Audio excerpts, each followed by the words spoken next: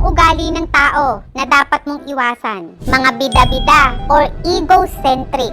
Sila yung mga taong feeling nila magagaling sila sa mga bagay-bagay kahit hindi mo naman tinatanong. Pineflex kahit hindi ka naman interesado. Meron pa yung mga taong ini-interrupt ang nagsasalita at ino-over-compliment ang sarili. Mga makikitid ang isip or close-minded. Sila yung mga taong tingin nila sa sarili nila. Lagi silang tama at dapat yung mga paraan nila ang nasusunod tapos hindi sila nakikinig sa suggestion ng iba. Mga taong defensive. Sila yung mga tao kahit mali na yung ginagawa, pinaglalaban pa rin at gawa pa ng gawa ng rason para hindi masisi sa mga pagkakamaling ginawa nila. Tandaan mo, may malaking epekto yan sa personal na pag-unlad mo. Huwag mong i-underestimate ang impluensya ng mga taong hinayaan mong makapasok sa buhay mo. Piliin mo lang yung mga taong may positive influence at iwasan mo ang mga taong may ugali na nagdadala ng negative energy sa'yo.